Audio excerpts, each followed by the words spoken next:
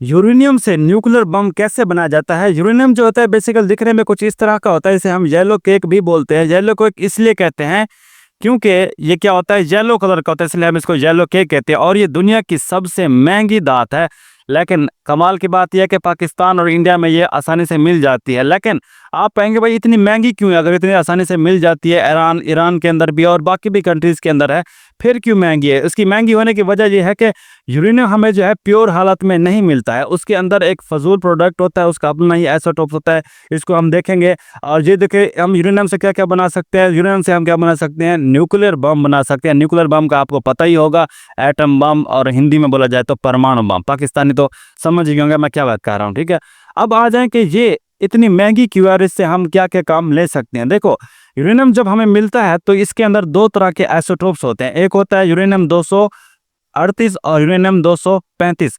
इसके अंदर ये बेसिकली मिक्स होता है, ये नहीं है कि अलग-अलग होगा, ठीक है, एक ही चीज़ होती है इसके अंदर, लेकिन दो तरह के होते हैं, यूरेनियम 238 और यूरेनियम 235। अब प्रॉब्लम क्या होती है कि ये जो 238 है इसके अंदर मिलता है, ये हमारे किसी काम का नहीं है, बिल्कुल फजूल है। हमारे काम का क्या है? ये यूरेनियम 235 है। इसी से हम बिजली घर बनाते हैं, इसी से हम अपना न्यूक्लियर बम भी बनाते हैं।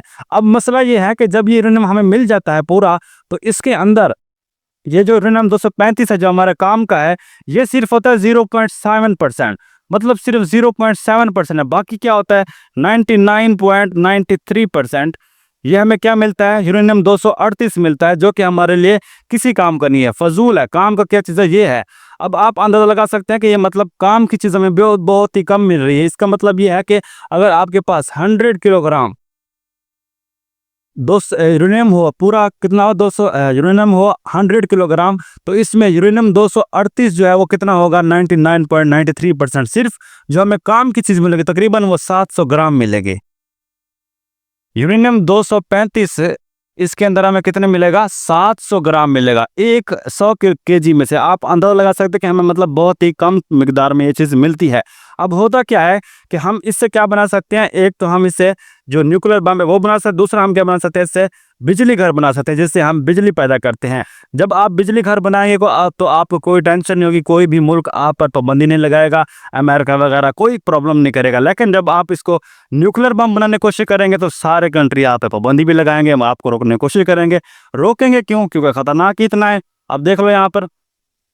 अब सवाल ये होता है कि जब हमें ये मिल जाता है धात में, तो इसको हम अलग कैसे करते हैं? क्योंकि जब हमें मिलता है तो इसमें दो चीज़ें होती हैं। मैंने बताया कि यूरेनियम एक तो आपको 235 मिल जाएगा और 238 मिलेगा। 238 हमारे फजूल है, वो हमारे काम का नहीं, हमें उसको निकालना होता है। तो निकालने के लिए क्या करते हैं हम?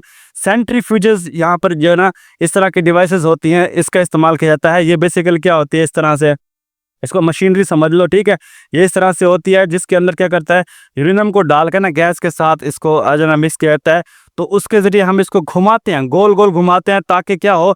यूरेनियम 235 इससे अलहदा हो जाए और 238 क्या हो जाए? अलहदा हो जाए। तो इसको घुमाने का तरीका क्या होता है कि इसके अंदर हम यहाँ पर यूरेनियम हेक्साफ्लोराइड की गैस मिक्स की जाती है, और इन दोनों को जो है ना इस यूरेनियम को घुमाया जाता है सेंट्रीफ्यूजेस के अंदर। फिर होता क्या है कि जो यूरेनियम 238 है वो साइड्स पर हो जाता है, और जो काम की चीज़ है हमारा यूरेनियम 235 वो यहाँ पर सेंटर में जमा हो जाता है, और यहाँ से हम इसको क्या करते हैं? अलहदा निकाल लेते हैं ऊपर या नीचे से, ठीक है। तो ये एक प्रोसेस होता है इसको निकालने का।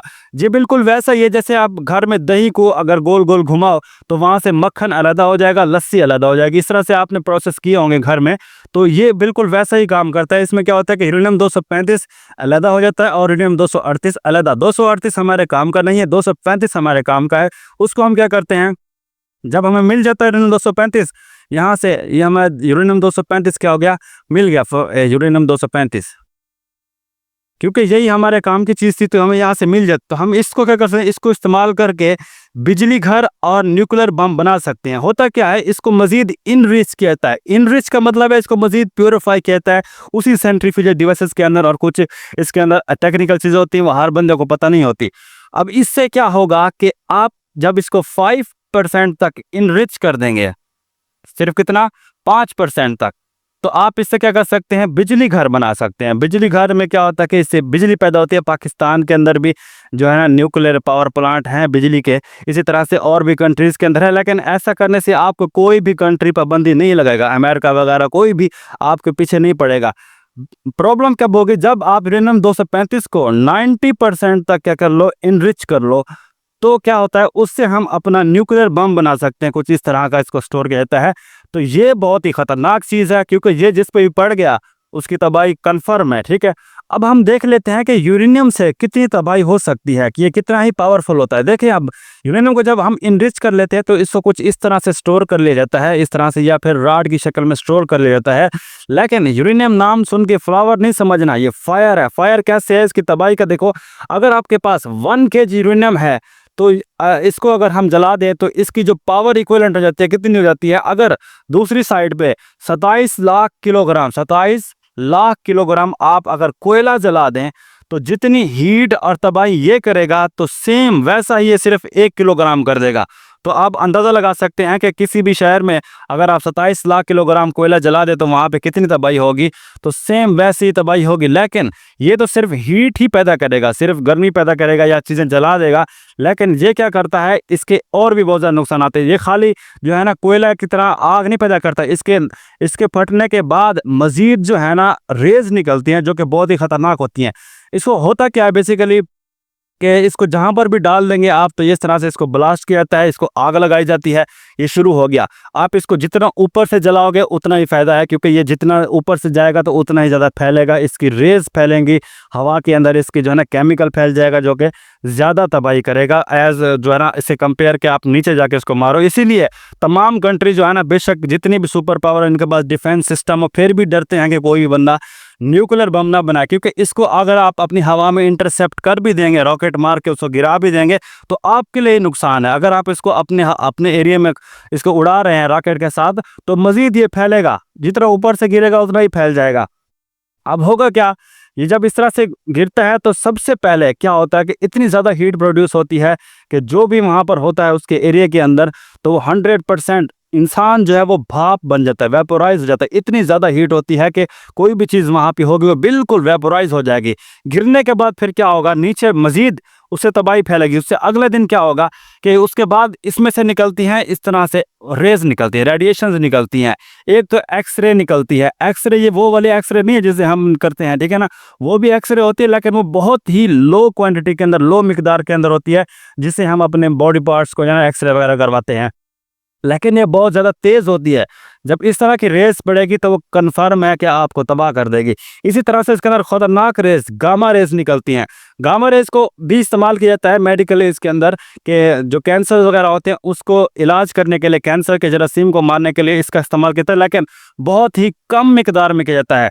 लेकिन यहाँ से हाई गामा रेस निकलती, गामा रेस हाई निकलती हैं, और एक्स रेज भी क्या निकलती हैं, हाई निकलती हैं। और मेन प्रॉब्लम ये है कि ये नज़र नहीं आती हैं। तो जो बंदा भी उसके आसपास अगले दिन जाएगा, उससे अगले दिन जाएगा, तो ये रेज उसको पड़ जाएंगी और उसका काम वहीं पे ख़राब हो जाएगा, क्योंकि पता नहीं चलेगा रेज अंदर घुस गई हैं, वो कैंसर कर देंगी या कोई टिश्यूज़ को डैमेज कर देंगी। कन्फर्म है उसकी डेथ जो है 1 से 2 दिन के अंदर कन्फर्म है। तो ये फिर इसका जो असर है वो कई हज़ारों साल तक रहता है। वहाँ पर खेती नहीं होगी, वहाँ पर आप जा नहीं सकोगे, रेडिएशंस वहाँ पर घूमती रहेंगी, वो कहीं जाएंगे नहीं। तो इसके जो रिज़ल्ट है वो पूरी नस्लें भुगतती हैं। और इसी तरह से ये देख सकते हैं कि हमारे पास न्यूक्लियर बॉम्ब है, तो ये न्यूक्लियर बॉम्ब को हम इस तरह से ब्लास्ट करते हैं तो फिर यहाँ से ये हो जाता है, यहाँ से फिर हीट पैदा होती है, वहाँ के काफ़ी सारे एरियाज़ को ये तबाह कर देती है। इसी तरह से फिर हम क्या कर सकते हैं, वहाँ से जो है ना एक्स रेज निकलती हैं, गामा रेज निकलती हैं, जो कि मज़ीद तबाही करती हैं। और ऐसा ही हुआ था जापान के अंदर, आपको पता है अभी तक 2 ही शहरों पर ये टेस्ट हुआ है, मज़ीद टेस्ट नहीं हुआ। हालांकि बड़े बड़े एटम बम, न्यूक्लियर बम मौजूद हैं और किसी पर टेस्ट हो भी ना, क्योंकि ये बहुत ही ज़्यादा डेंजरस है। और जापान का क्या हाल हुआ था कि कई लाखों लोग वहीं पर ठहरे वेपोराइज हो गए थे, इतना ही ज़्यादा मतलब तबाही हुई थी, और आज तक वो उसका जो है ना खुमियाजा भुगत रहे हैं। तो ये है हमारे पास न्यूक्लियर बम का बनाने का प्रोसेस। मज़ीद इंशाल्लाह मिलेंगे फिर किसी और वीडियो में। अल्लाह हाफिज़।